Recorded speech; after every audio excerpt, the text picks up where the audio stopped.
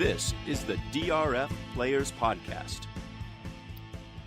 Hello and welcome to the Monday, November 28th edition of the DRF Players Podcast. I'm your host, Peter Thomas Fornatale, back with you, hoping the third time is the charm this morning in terms of how many shots at the hoop I get to get this podcast up and rolling out there on the internet through the magic of Spreaker.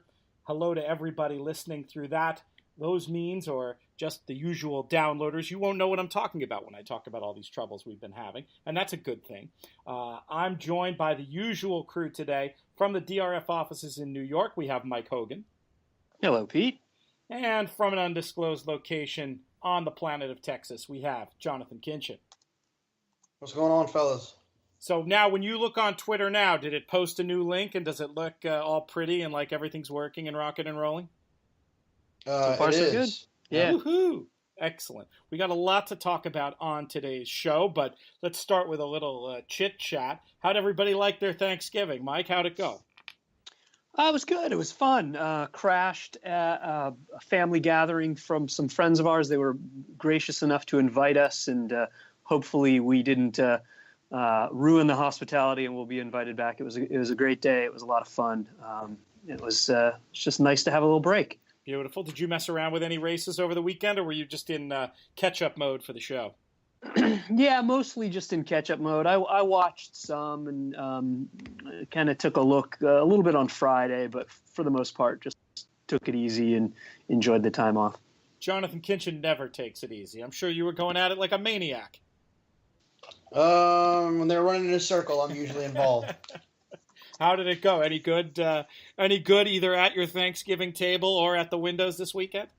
I did good at the Thanksgiving table. My mom made me spaghetti for the first time in 10 years, which was my go-to staple growing up was her spaghetti. So that was kind of nice and nostalgic. But so that was a win.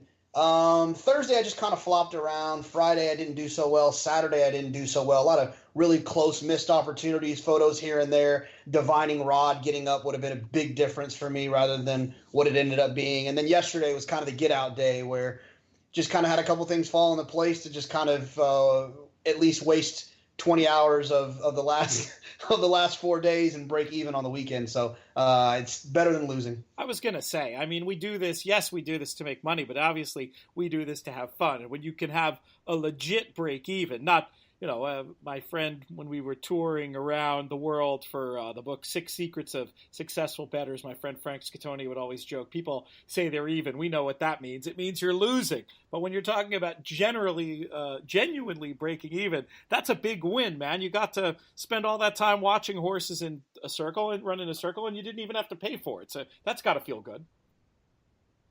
Oh, yeah. No, my dad told me a long time ago, and I don't really it's one of those things. He gave me this advice, but I don't think he lives by it, is there's nothing wrong with cashing a ticket. And as long as you're not tearing them up, you're doing all right. So let me ask you this. Your dad, longtime horse player, has your success in the contest world gotten him interested at all in playing? Has he ever tried his hand? Will we ever see a sort of a father-son rivalry a la Chick Matisse versus his sons, Duke and Paul? Will we ever see that in the Kinchin family? Well, the first thing is Chick knows how to read a form. My dad wouldn't even be able to identify what a form was. He is a gambler. Embarrassingly so. He would probably prefer to play a slot machine than to bet horses. But they just don't have slot machines in Dallas. So he goes to the racetrack, looks up at the board, and plays our address and hopes to get lucky. I've tried to just say, Dad, it's because it's very frustrating for me. I'm like, Dad, you are the person that horse players like all of us are preying on. You got to stop doing that. If you're going to bet your address, then at least key it. Don't just box 318, key 3 with 18 with 18. Dude, you got to help me out a little bit here. Please. Baby steps. Yeah, but he's not interested. He does very, very frustrating things. We almost get in fights sometimes at the track. He'll bet 200 a place on a 1-2 shot. And I'm like, Dad, don't do that. You can't do that. So, God bless him. That's pretty funny. All right, well, I think that answers that question sufficiently. Lots of big races over the weekend. Let's start off by, I don't have any real running order today. We could just kind of spitball. But let's start off with the Clark Handicap from Churchill. Gunrunner finally gets his grade 1. I know, Mike, this was one of the races you wanted to talk about. What were your thoughts coming out of this year's Clark? Well, yeah, Gunrunner gets his grade 1. Look, he's a nice 3-year-old. There was a little bit of chatter online, and pretty ridiculous chatter, in my opinion, about Gunrunner. Some people possibly making a case for him as the 3-year-old champion. He's a nice horse, and I'm excited to see him run as a 4-year-old. But I'm not sure he's anywhere near the top of the crop this year. Who said that? Because if it's anyone I know, I'm going to need to block them. I'm not going to name names. Follow your timeline. You can probably find it. Oh, my goodness. There was a little bit of chatter, which led me to actually, we'll touch on this in a minute, which led me to tweet out about 10 minutes before the Cigar Mile. So when Connect wins the Grade 1 Cigar Mile, is somebody on here going to start making the case for him as champion 3-year-old male? So Arrogant wins the Travers. He beats the likely horse of the year in the Breeders' Cup Classic, and Gunrunner is going to get it for winning the Clark. Well, wow. Yeah, beating older horses. I think, and again, this is not my viewpoint, so I can't necessarily speak for it, but I think part of it was, how do I say this without coming off condescending? But he danced all the dances, so perhaps a bit of a participation I can make award. the argument. I don't believe it at all. I don't believe it to the point where I am probably going to vote for Arrogant over California Chrome for Horse of the Year. That's a conversation we'll get into down the line. But I have a lot more sympathy for the idea of voting for Arrogant for Horse of the Year than I do for voting for Gunrunner for 3-year-old of the year. But that said, I think there's a certain view of horse racing, and I don't. It's not the view that I have, and it's a view that I think limits the overall growth potential of our sport as a whole. But the idea is that there are people who look at the world as very Triple Crown centric, like Triple Crown centric to a fault, right? So the idea that you had a horse who had good showings in the Triple Crown races, raced all summer, and then blossomed in the fall, I can't make the case that he should be 3-year-old of the year, but I can make the case that he's you could certainly make the case that he's the second best 3-year-old based on that resume and that body of work. But all in all, I think you have to look at the horse who ran the most impressively in the best races, and I don't think any of us here are going to argue that that's anybody but Arrogant. Yeah, I don't really see how you could. I mean, it almost doesn't matter who the second and third. They always have 3 nominees in each category, but it's all really just for show and who's going to actually be at the awards, and so that they can have some semblance. Got to sell seats to those tables, for goodness sake. Some semblance of suspense here, but there's the gap between number 1 and number 2 is so huge, and it frankly it doesn't even matter. I may even just write in random horses underneath, because I don't care who the other 2 are. I don't. It doesn't even matter to me to make the case or waste my energy trying to argue Nyquist versus Gunrunner versus Exaggerator versus whoever else for second and third, because second and third just won't matter. Yeah, it's such an academic argument. I mean, we could, as guys who do a podcast, we could spend time debating the relative merits of those horses, but the conversation isn't going to make one person listening to this show money, and it doesn't really matter. So I don't think you really need to follow up on that point I made about does the win in the Clark make Gunrunner the second best 3-year-old? It's a little too much like building a castle in the air, and I don't want to build those, and I really don't want to live in them. So as far as I'm concerned, When you brought up a good point, this is completely changing the subject, but I think We're about to move on anyways. We are.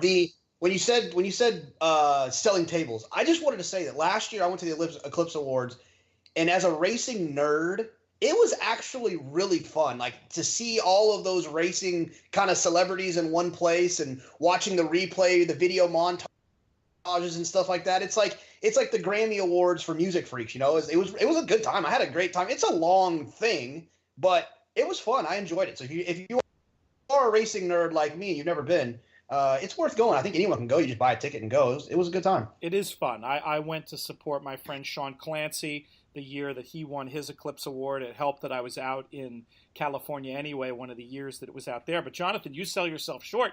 You didn't just attend the Eclipse Awards. You were a presenter, weren't you? Did you give an award, or what did you? I can't remember anymore. What did you do as part of the show? Yeah, Apprentice Jockey. They as the tour winner, they asked me to. Well, they knew I was going to be there. They didn't like fly me out or anything. Like they knew I was going to be there, so they asked me to present an award. So it was fun. No, it was a lot of fun, and I was actually thinking about what I said the other day because I just kind of like spitballed something, and I said something kind of dumb. I said like it's fun being at these awards because I can buy shots for all these trainers, and hopefully they'll tell me if their horses are going to win. That's funny. It made sense in my head, but it kind of came out weird. But I didn't get to watch it back, so who knows? Weren't you also like the 8th person during the show to make a Steve Harvey joke? I didn't. You bit your tongue on that one. I think I said that someone else did it twice, or I don't remember what I said. Something ridiculous. I acknowledged. I skipped it. I think. Before we fully move on from the Clark, I just wanted your opinion, Jonathan, of the Clark as a race. The way that it played out to me, just, I haven't done the work on this, so like I could be way wrong. It did seem like possibly the inside was good between how easily Gunrunner turned away the challenge. Not that he wasn't best or wasn't going to win, but also our friend Opportunity, who's always grinding at the end, the way that he flattened out more than normal. But I was just curious to get your take on the Clark as a horse race. It's funny. Like someone else said that too, that they thought the inside was good. It's funny when I hear that people think the inside's good or whatever. It's hard for me because I thought he was going to win the race no matter what. I felt like not no matter what, but I felt like he was winning that race. And so when a horse gets loose on a slow lead, they didn't go very fast. Would they go 48 to the half? I mean, you give a good horse like that type of situation, that's what I think you're going to get. I think the people that fell for Opportunity again, if they're going to continue to run Opportunity, I cannot say it enough. Do not bet him unless it's 1.25 miles. He cannot win races like this at 1.1 miles. He just won't do it. No, he's a really cool horse. I think the whole entire outlook or the entire outcome of the race was completely changed when Noble Bird missed the break. Yes, for sure. And it's obviously a completely different race if he breaks well. From all accounts, he was working unbelievably. If he runs a fraction of the figure he ran at Keeneland, he would have probably won the race. But to me, it was just those two horses that can win. I was over FNX and Opportunity and Shaman Ghost all as horses that this was kind of like the dance after the dance situation. That's a very important thing to pay attention to, as we've seen what race is really being targeted, and sometimes you get in that why not situation, and the why not situation rarely works out as well as the stated purpose. The only point I'll make about Opportunity going 1.1 miles, there are situations in the world I could see still using him prominently, especially more in second and third, if it looks like there's going to be a big pace, because at 1.1 miles race with a lot of pace can bring the stamina of a horse like Opportunity into play. But in a race where the horse in question has to create their own sort of speed by quickening, our friend the Hopper, he ain't going to quicken. Well, didn't he win this race? Was it last year? No, FNX last year, Opportunity 2 years ago. I think he won right? it 2 years ago. Yeah, and I think it was that same kind of thing, just sort of grinding out. But Jonathan's point, though, the way the division has emerged, I see and the way the horse has developed, I see where you're coming from with that statement. And I think perhaps Opportunity had a better shot to win the race had back to Jonathan's point, had Noble Bird not blown the break, because. As I thought might happen, Mr. Z went, Gunrunner went, but the battle between Gunrunner and Mr. Z is going to be over in a half. Noble Bird's got legitimate speed, and the fact that he blew the break, was last early, had to rush up, then get into second, it just wiped out any chance he had not only to win the race, but to really pressure Gunrunner enough to make speed back up. And so I think that as much as benefited Gunrunner, also worked against horses like Opportunity who do need pace setups and didn't get it in that case. Right, and then the other thing to keep in mind is that the one that Opportunity won, they went 113.5, and he was sitting a length off in second, which the last time he got that trip, and he beat horses like Protonico, Constitution, right. So. Like Pete said, moving forward, I just don't see him winning a mile and eighth race, especially in California. He's going to have to keep getting on a plane, which isn't in his favor either. So, wasn't there a funny Baffert comment about how he wished he thought to send Opportunity east much sooner than he did? I thought that was telltale and correct from your silver-haired friend, Jonathan. Absolutely. All right, let's move on. Let's zip back and forth between the NYRA races and the Churchill races. I do want to get back to Churchill to at least talk about McCracken. What is that crazy noise? Is somebody hammering away at the keys? Is it somebody opening a candy bar? What's going on here, guys? Oh, that might have been me. My fault. Okay. Yeah. Mute if you're going to do that. The big NYRA race, Mike alluded to it before.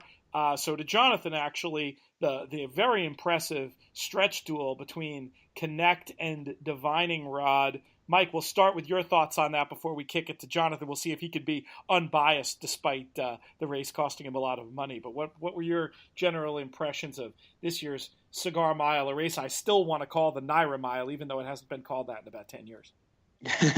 Well, it was a great race and an amazing stretch duel, like you mentioned. For a couple good horses that I'm excited to see going forward. I've always been a big fan of Divining Rod. I think I've mentioned him on the podcast probably every time he's run. So it was nice to see him run a really big race and get back to seemingly being one of the top older horses after that, whatever that issue he had that sent him to the sidelines for a long, long time. Seems like he's back. Seems like he'll be a player next year. In the older horse division. I'm interested to see whether they stretch him back out, whether they keep him at a mile, whether they try turf with him because his dam was really good on the turf and his Half to Kitten's Joy. But regardless, I'm just excited to see a horse like this where they have a lot of opportunities, who ran really well, and presumably will stay in training for next year. Connect also was amazing and validated that win at Parks, where presumably he got the much, much better trip than Gunrunner. Gunrunner flattered the effort. Connect flattered the effort. Couple good 3-year-olds. I mean, Connect, we didn't even talk about him as being one of the horses for 3-year-old champion male. Why not list him? If you're going to pick Gunrunner over the ones that won the Triple Crown races, why not put him as one of the top 3-year-olds? I'm just excited to see him as a 4-year-old. Yeah, I agree. It's an interesting horse, and I think it was Chris Larmy on Twitter, our friend of the podcast, made the great point about 3-year-olds and how by being too obsessed with the Triple Crown, you could sort of overlook the possibility of these horses developing later as the crop has gone on, and a lot of the ones from the Triple Crown Trail have fallen by the wayside. We see these some impressive development from horses like Gunrunner and Connect, and indeed their most recent races have been just gotten that much more of a form boost by how they've run subsequently. Jonathan, what did you think of objectively now of the Cigar Mile? Yeah, I mean, I thought that it was those two horses. I thought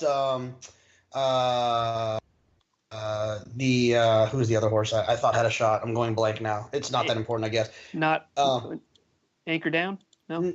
Well, I was fearful of Anchor Down, but that'll kind of set us up to another conversation I think we're going to have later about Pletcher. But here's what I took from that race after Connect won, and then after seeing Gunrunner win on Friday. It made me look back and think about the Travers and that figure that Arrogant got, and everyone was so concerned about how high the number was and wondering if that was an issue. And in hindsight, if the Breeders' Cup Classic was run next weekend, I think that I would have a strong opinion that Arrogant's going to win based on Gunrunner coming back and running so well in the Dirt Mile, and then running an even better figure, in the Clark, and then Connect winning the Grade 1, Cigar Mile. Governor Malibu ran well out of that spot. There's a bunch of horses that in those three horses kind of validate that number for Arrogant. And so, I think a lot of people have made the same point. I think that what's happened the last couple of days and the last couple of weeks has kind of validated how good of a horse Arrogate actually is. Yeah, absolutely. Gunrunner, very interesting yardstick because he's the kind of horse who, well, typically up to now anyway, he's always run the same figure. What did he get in the Cigar Mile, Mike? In the Cigar Mile, oh boy, I have it up. I don't have it in front of me. In the Cigar Mile, he got 106. Okay, so a little bit better. What I don't know if you have in front of you his usual. I feel like he's run a bunch of 102s. Does that sound right? Connect. Yeah. Let's see. Pull it up right now. I will bring up the full PPs. I mean, he's a relatively lightly raced horse. That was only his 7th career start. So he got a 103 Pennsylvania Derby. In the Travers, he got a 93 off of kind of a tough trip, and then he had a 101 winning the Curl in the race prior. So yeah, that's that. I think I was conflating with Gunrunner, who's the horse who typically I think is very consistent. Yes. And do you have that number in front of you? Is that a struggle to get his number for the Clark? Gunrunner's Clark was a 104. Okay, so I think even closer to his sort of usual performance. And again, when you have figure makers love horses like that because it gives you this yardstick to have that much more confident when you're making a figure like the at first glance seemingly so high number Arrogate runs in the Travers, which of course I think has been proven to be an absolutely accurate number. Not that there was any huge doubt about it, but anytime you see a horse improve by that much, it does make you. I'm sure the figure makers feel better when they see these other horses run back and validate the number going forward. Why don't we stay at Naira? Well, let me say one other thing about this race. It goes back to a tweet from Tom Morley, and it's something I mentioned over the summer at Saratoga. Chad Brown winning photos or winning the head bob in graded stakes this year. I actually counted. I've got Formulator up. I sorted by graded stakes, official finish, and then margin. Okay. Chad Brown has won 41 graded stakes this year. 15 were by a neck or less. 15 That's incredible. by a neck or less. That said, I will count 1, 2, 3, 4, 5, 6, 7, 8, 9, 10, 11. He lost by a neck or less. So I think we remember the ones. Let's actually add in 2 third place finishes. So 13 by a neck or less. So yeah, but still pretty crazy. It's pretty dizzying stuff. Let's keep it at Aqueduct. A couple of important looking 2-year-old races there on Saturday. Jonathan, were you playing Aqueduct, and what did you think of those 2-year-old races? I was playing Aqueduct, and the Remsen? Is that what we're talking about? The Remsen, Motown, the winner. Yeah, you know what's funny is Motown, I was talking to our buddy Nick Tamaro, and I just kind of I threw Motown in because I was at Saratoga when there was buzz about the horse. I think the first race he got a pretty nice figure. Then he kind of had that freakish performance in the slop. And I think a lot of people, and even me included, would say to myself, oh, he ran so well because of the slop. But then I thought to myself, well, what if he actually could run better on a drier surface? And I threw him in the pick 4, and that's the only reason I used him. It was out of fear. I wanted No Dozing so bad, and I was a little bit frustrated about the ride that he got. The field felt like they were stretched out over 15, 20 lengths, and somehow Daniel Centeno ends up 4 wide. I just couldn't. I couldn't figure that out. I need to do the trip work to see the head on and all that stuff, but he's a racehorse, that No Dozing, and unfortunately, I think the world might know it now. I think we maybe could have been sneaky in this one and used 4-1, but that's who I wanted there. I used Motown defensively, and you and I talked about it too a little bit, Pete. But the ride on what are we? Takaful? Takaful, very well hyped, 4-5 favorite going into the race. Yeah, I wanted to ask you about that. I did see some criticism about the ride. Of the race. I didn't have a problem with the ride. I was curious what you thought, JK. I loved it. Similar to the Highland Rio ride. I would prefer if you're going to err as a jock. And I've never been on a horse, like I said, Puerto Vallarta and the beach when I was 14, probably the last time. prefer that you err on the side of going on with it than grabbing. I just feel like more negative things can happen if you grab, and I feel like more positive things can happen if you go on with it. Now, someone pointed out intelligently on Twitter when I said, I would prefer him do that than grab. Someone said, well, he did grab the second quarter, which is actually kind of true. He slowed it down quite a bit. Oh, yeah. Maybe we've talked about this the last few weeks with the Chrome situation and the Beholder situation. Maybe he should have just gone on with it, but it doesn't feel like that horse was ever going to win this race at 1 1/8. Yeah, I agree. I thought that too. At that point, try to ration the speed to get to something more resembling an efficient half-mile time, which he did, I thought was clever. I thought you don't strangle early because that's a waste of energy that you're not going to get back. I didn't think it was like maybe I need to watch again. I didn't think it was a hammerlock rip the face off. I thought it was more of a grab and ration with the hope that this horse is going to be able to finish. Was it more than that? No, I thought it was a grab and ration. I don't think it was a go to the front, French stranglehold like I've said before. I don't think it was that by any means. I thought the criticism I saw was that people thought he went too fast early. I didn't hear. That's interesting about the second quarter. What did you think, Mike? Maybe. I mean, I don't know if it was a case of the horse being a little keen and, getting ahead of himself. I don't know, but that's what I saw. That's exactly what I saw. Was a horse who was clearly keen, and if you rip his face off, you're going to have problems. And so that was, I thought, a way of getting the horse to relax by letting him do what he wanted, by giving him his head essentially, and then trying to, reel it back in and run the rest of the race efficiently. And then I just thought he didn't stay. But I'm very curious what you think.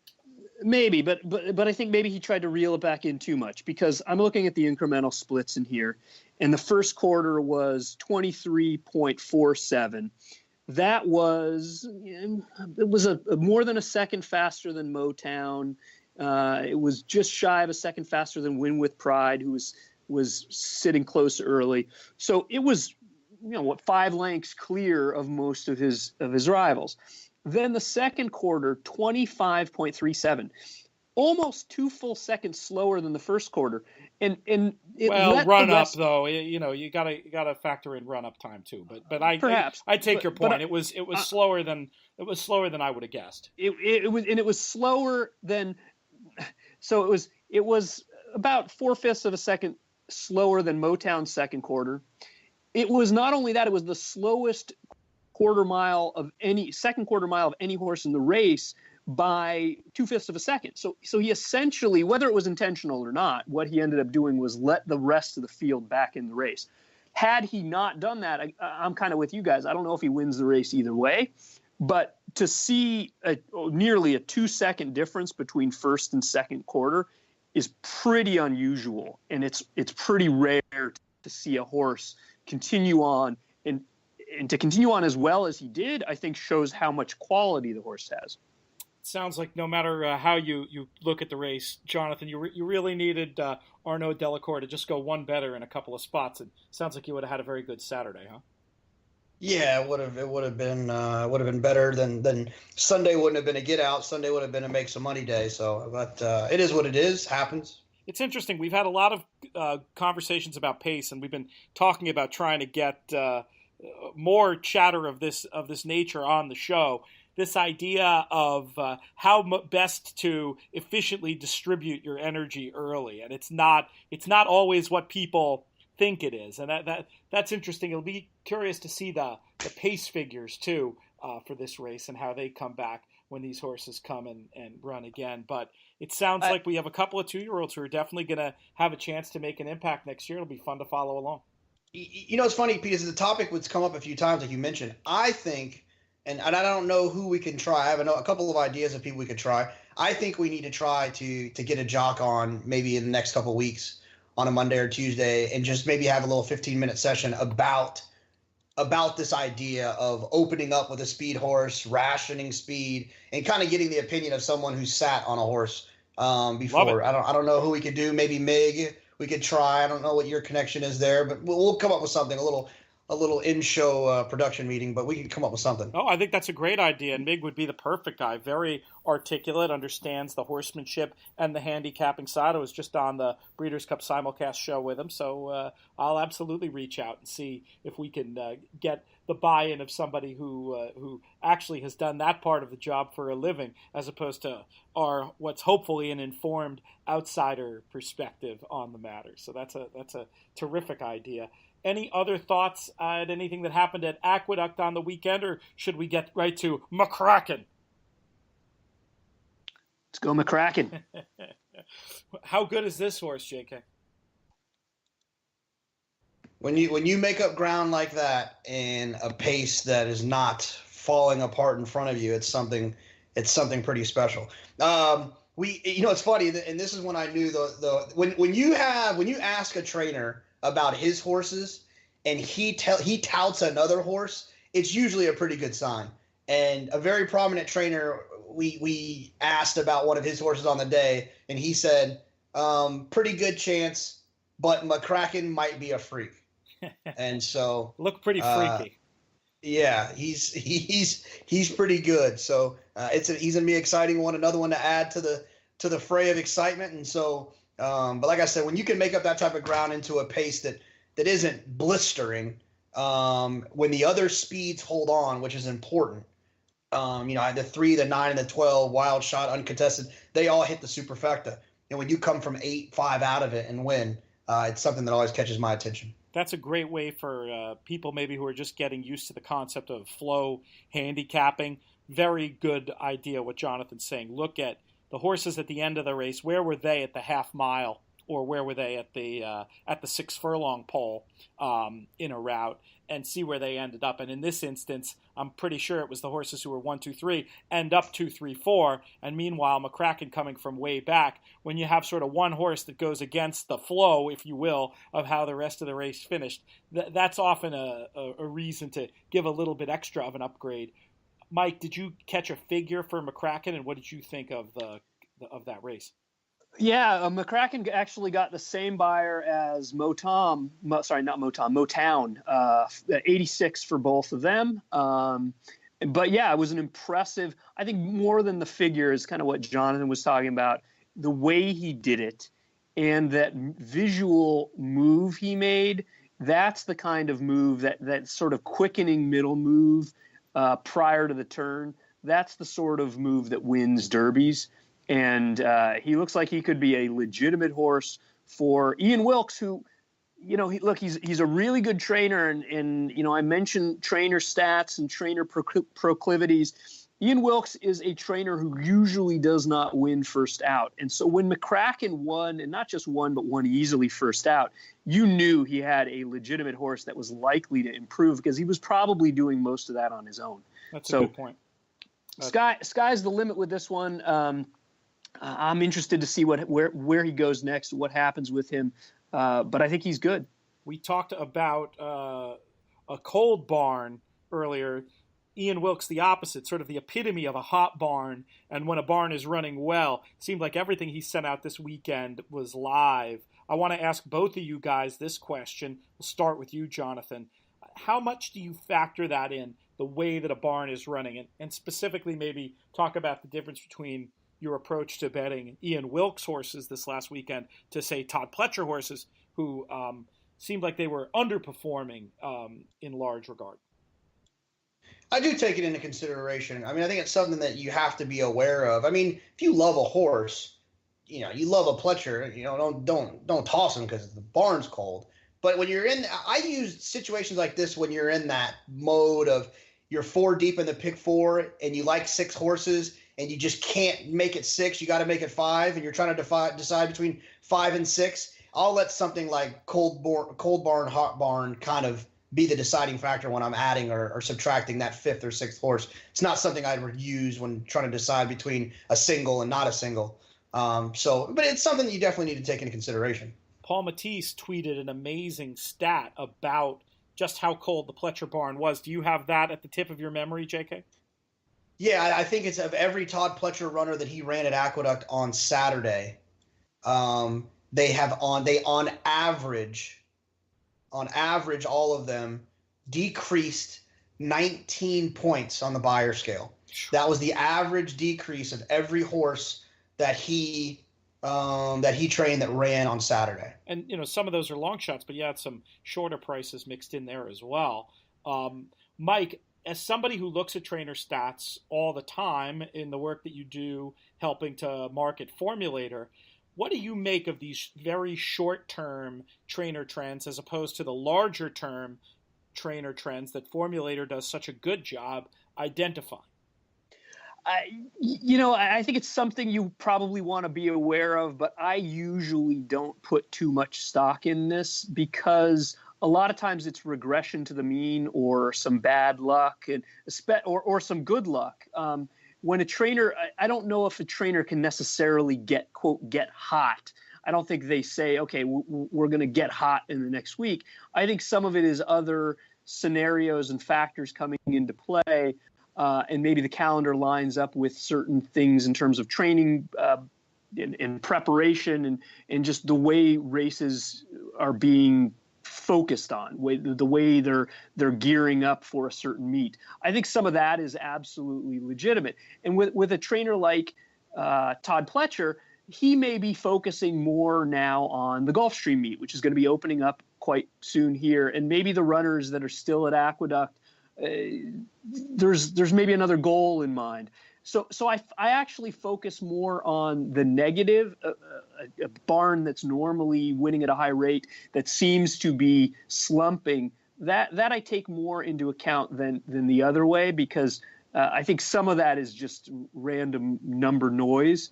The last thing I'll say about this is sometimes you will have with slumping barns things that could be going on through the barn. There might be a case of the sniffles. Maybe some of the horses missed a day or two of training. Maybe not enough to knock them out of a race, but might have missed a day of galloping. They might not be as fresh or as ready as they normally would be. Those kinds of things can happen all at the same time throughout a barn. JK, what do you think of that explanation?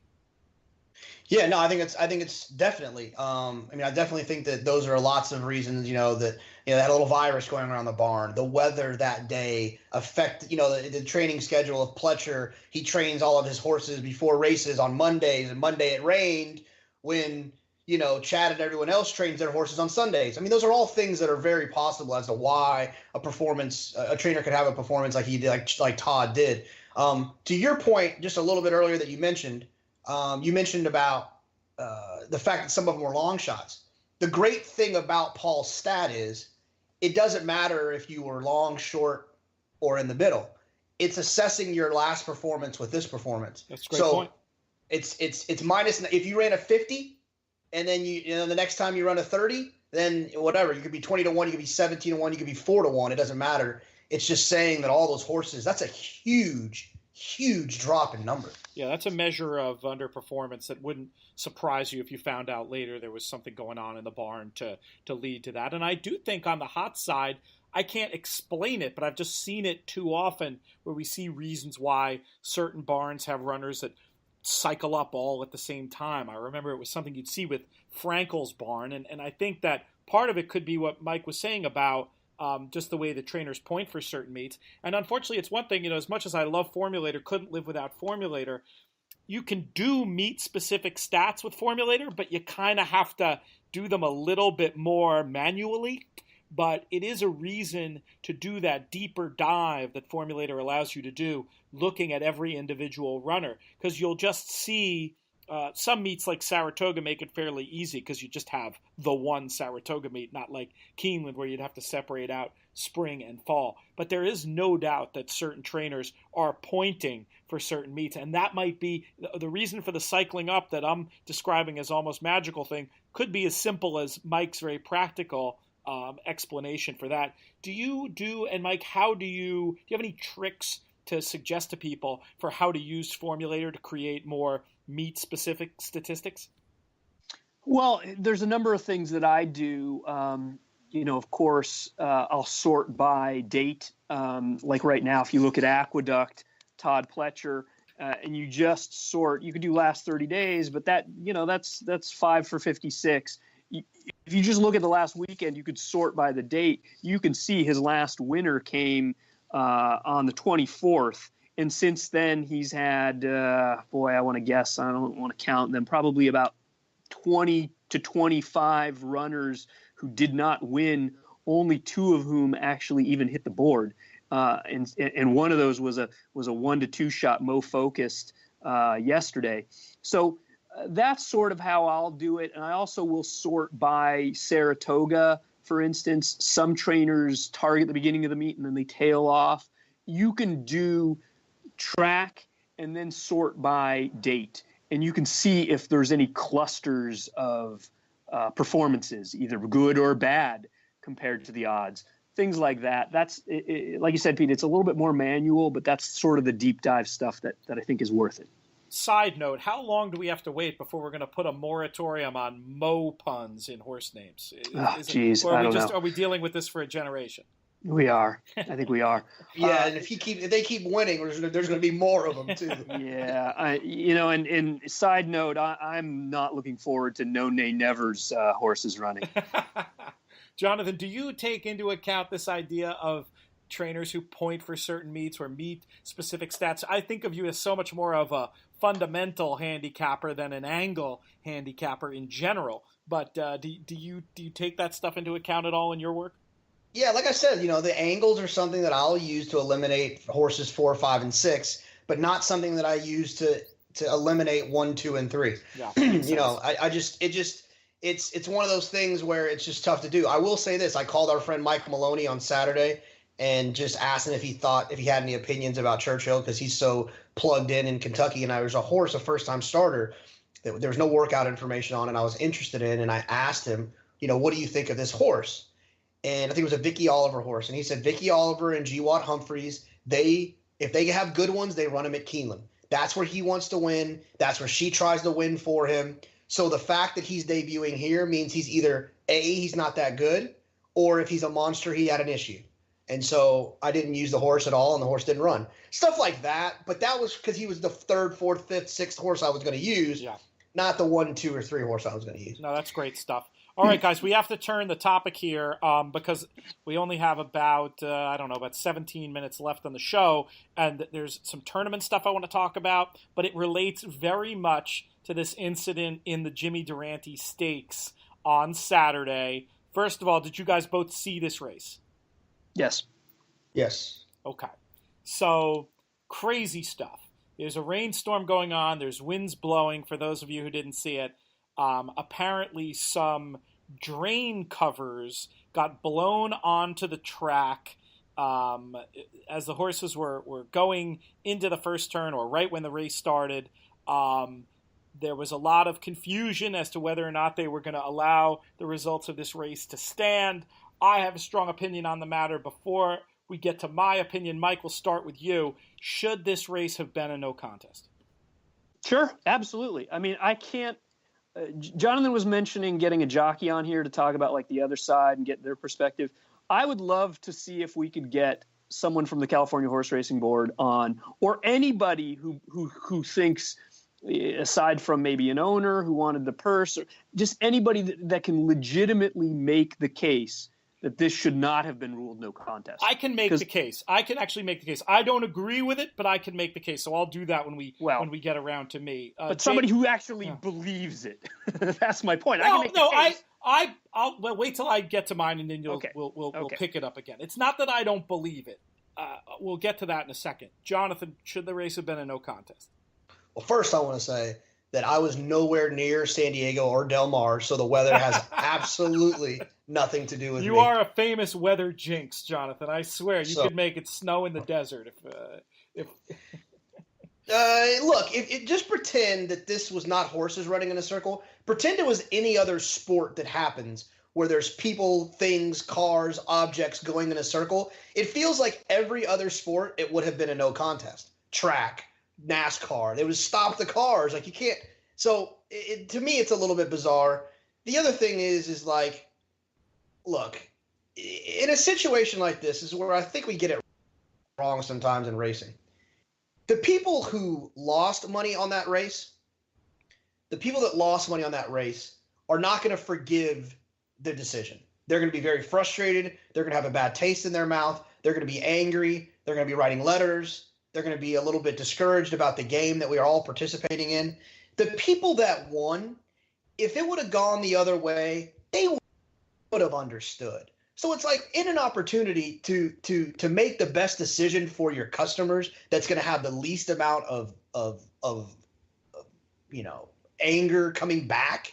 Like, I can't believe that they didn't make the race a no contest. Well, and it's very clear that it affected the outcome of the race. It's very clear. It's the other thing to consider is the optics of it. And I feel like other gambling businesses would be more sensitive to this. And what I mean by that is, who gains from leaving the race a contest as opposed to a non-contest? And the answer is that the industry does. Because however much money was bet into that race, instead of having to return that money, that now they get their cut. And this is something we talked about Mike Maloney before. This is something I've heard him quite correctly rail against in the past with horse racing, is the idea of the lack of the protection of the customer's money, and how once tracks get the money in their pocket, it's kind of all they care about. And how it's in that sense, it's a theoretical, grade 1 gambling game that has, when it comes to the protection of the customers, suddenly the standards go more Walt Disney, specifically Mickey Mouse, than they do grade 1 gambling game. Now, I'll give the defense first, and the defense, I think, is that no horse clearly got the worst of it in other words, they were all sort of equally affected, and therefore you could argue that since nobody clearly got the worst of it, that you could let the results stand. The problem with that argument is you have to read the rule the way it's written. The CHRB rule is actually kind of the exact opposite of what I said. The rule says if there's interference that affects more than half the runners in the race is to be declared a no contest. It's there in plain and simple language. So it's not, if it was all about the steward's judgment as to how the race was affected, a la the famous Bayern incident, I could see making the case, but I feel like the way the rule is written, it's very clear that if more than half are affected, it's supposed to be a no contest. If you go through, it was, I think, Frank Scatoni also that pointed this out. If you go through the Equibase chart, or maybe it wasn't Frank, it was somebody else who mentioned, if you go through the chart, you can see 10 of the 13 runners have trouble comments related to the debris on the track. And that's, to me, where it makes no sense at all. You have rules for a reason, don't you? Yeah, and I tweeted out, it's a series of 4 tweets, so you can check it out. I did screen caps of updated PPs of all 13 runners from the race. And Frank's right, 10 of the 13 have a mention of either specifically debris or trouble, steadying, forced out, that sort of thing, due to other horses that were stepping or jumping debris. I mean, it's frankly ridiculous. It's just ridiculous that we're even discussing this, because some of the jockeys, you can even see it if you watch it at the top of the stretch. The top of the stretch, the two horses in the back of the pack, I believe Party in the Paddock and LaForce, I think, Brice Blanc and Kent Desormeaux, you can see they're easing their horses, and one of them is leaning over. I think Kent is leaning over and talking to Brice. I can only imagine what they're saying. They're probably saying, don't worry, it's not going to matter. It's going to be a no contest. That's very because I can't imagine any of the jockeys thought, hey, this is a legitimate race. I mean, they're if you watch it from the head on, even if horses are getting forced out, horses are stepping on, horses are jumping debris. I mean, it's just silly. There's no way you can have an even contest when there's a bunch of junk on the middle of the turf course. It just can't happen. I mean, this is from the crew that brought us Bayern and Setsuko before that, by the way. So maybe it's sort of funny. I figured I was going to be the most upset about this and arguing most vociferously that it could be a no contest. But you guys have done a good job of making that case. So Jonathan, I'll just ask you point blank: if there's not the stuff on the course, manhole covers, whatever, drain covers, whatever they were. You think a horse other than Good Journey could have won the race? True or false? I have to say true. I mean, you have to say true. Yeah, that's the question. I don't know how you'd know. No. I'd have no idea. I don't know. No, for what these finicky animals that we spend so much time betting, running around in circles, the things that I've heard that have set horses off, the weird things that I've heard that horses do, looking in the infield, they don't like this, they don't like that, the bridle was this, whatever. There's got to be a horse in that field that was like, what the hell just happened? Take me back home. Right. It's a good point. Now let's talk about how this affected the NHC Qualify and BC Qualify contests on Saturday. Jonathan, we talked about this quickly this morning. Turns out the situation was way wackier than I even realized when I was talking to you, because while it's listed as the anchor leg, the last contest event on the BCQ and NHCQ events, in reality, what happened is Del Mar got ahead of Churchill. So folks were in this position where they're still looking at the inquiry for the Del Mar race, while the Kentucky Jockey Club with McCracken is yet to be run. So folks were in this position to make these crazy guesses as to what was going to happen. The most interesting one was you had Sally Goodall and Dave Gutfreund, who both had Journey Home. Going into the race, so after 10 events, Gutfreund is 80 cents behind Sally. And so he has to make a decision. Are they going to leave my horse up? And then even if you accept that they're going to leave the horse up, he then has to make a decision, who do I play in the Kentucky Jockey Club race? Can you imagine being in that position as a contest player? And what do you think you would have done? Well, if I was John Nichols, and I talked to John before the race. John was in first before, did not use Journey Home. Funny enough, he was playing in another online contest where he did use Journey Home, but he went with a different horse in the BCQ event in which he was playing. So just to set the stage for folks. Yeah, I mean, it's funny. It's like if it goes no contest and then John has to make a decision, I don't know if he would have taken McCracken or if he would have taken uncontested or what he would have done. But it makes a huge difference. That's happened to me before where the races get out of order and you're waiting for one to go official before you can play your other one. There's been times where it's gotten off where they broke at the same time. And it's like, well, what do you do in that situation? You just play two of what you like and hope you're right. No. Well, that's what Gutfreund decided, that the best move was to go ahead and play McCracken. He's played in contests against Sally Goodall for years, knows she doesn't really play chalk, so he thought, I mean, to me, the fear of making that play was that he would have ended up being blocked, but very smart. But I mean, he successful poker player that he is, it makes sense. He's not only playing the contest, he's playing his competition. He knows she's not likely to play the favorite, so he's able to play the favorite, and he's just able to sneak in there at the end, and in the process doing something pretty amazing. If you remember, JK, he ran 5th in the NHC, and then the next day in the first chance event at Treasure Island, first qualifying contest after the NHC, won his seat for next year's NHC. And now he runs 6th at the BCBC a couple of weeks ago. And now in the first online qualifier for next year's BCBC, he also gets a seat. The guy's pretty darn good, huh? He likes to get it out of the way.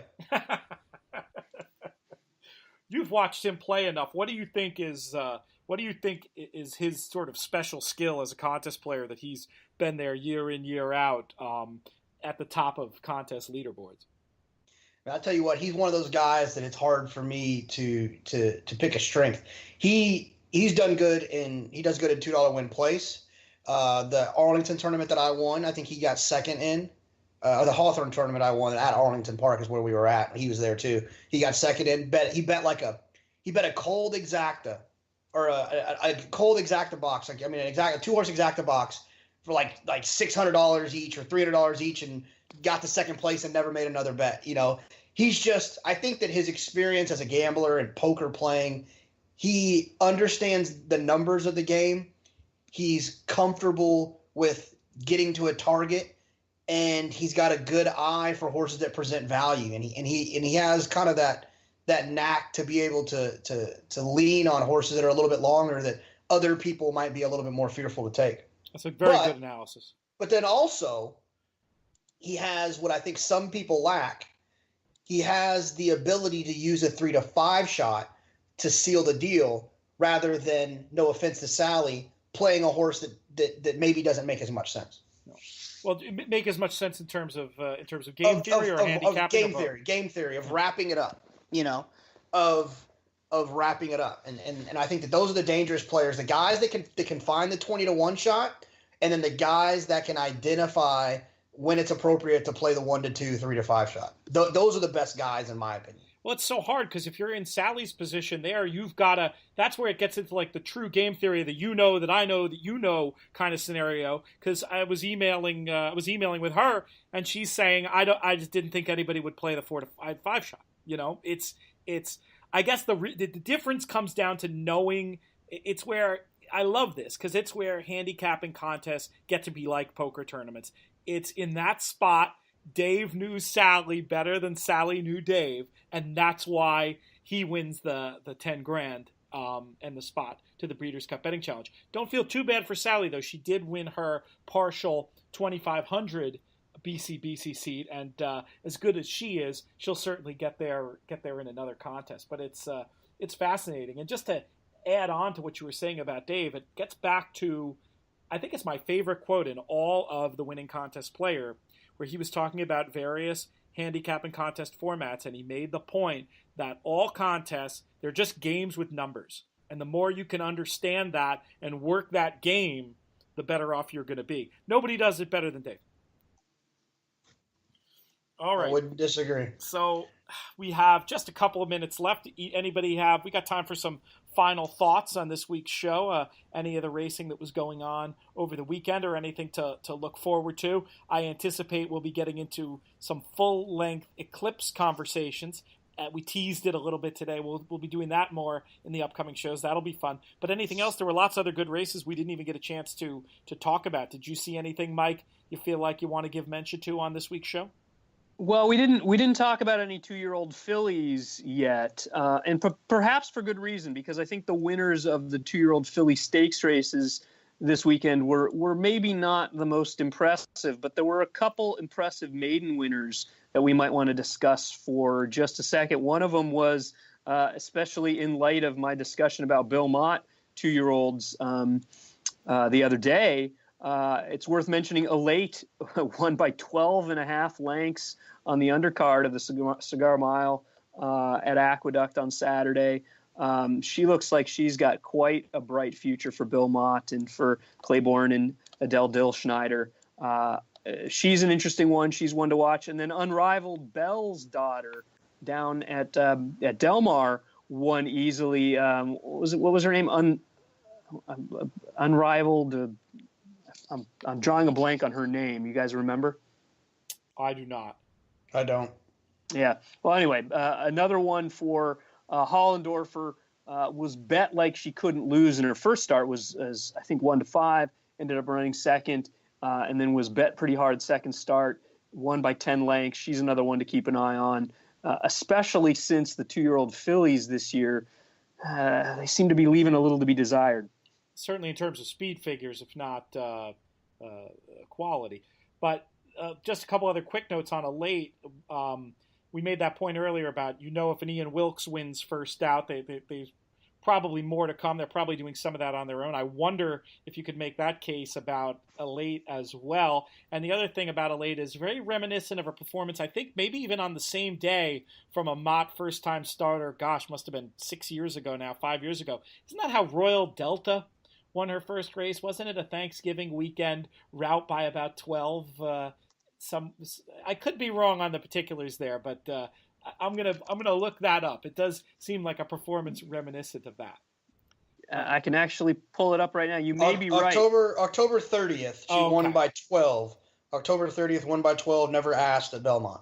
There you go. That's what I was. So I was a month off, but the spirit of what I was saying was right. J.K., how about you? Any final thoughts from the weekend? Yeah, my closing thoughts actually fall right into line with what you guys were talking about with the Ian Wilkes and the Bill Mott thing. Look, I don't know what the number's going to come back, but I was just kind of impressed with the 2-year-old colt that ran yesterday at Del Mar named Royal Mo. He debuted well for Sheriffs, who doesn't usually debut him well at 6 furlongs this summer. Then he comes back, misses the break, and comes running late at a horse named Beach Bum for Baffert, who I think might be a good one. Yesterday, he pops the gate and wires the field and runs 2 seconds faster than an off the turf stakes race later in the card. I don't know. It's an Uncle Mo horse for Sheriffs. Looks like he might be okay. Kind of caught my attention. I have no idea what the figure was, but it's just one of those deals. When he wins early, Sheriffs, kind of like our boy Matt Bernier picked out the horse Gormley. It's something that I pay attention to. Yeah, it's same connections. Yeah, a very interesting angle. We'll be following a lot more about these 2-year-olds as the weeks and months go on here, leading up to next year's Triple Crown Trail and the Kentucky Oaks and all these great races. But that's all the time we have for today. I want to thank Jonathan Kinchin. I want to thank Mike Hogan. Most of all, I want to thank all of you for listening and downloading. Please continue to do so. Encourage your friends to join us too as we continue to build a fun little community here at the DRF Players Podcast. My name is Peter Thomas Fornatale. We will be back on Friday to preview some races for next weekend. If you're playing this week, may you win all your photos. Photos. Photos. Photos. Photos. Photos. Photos.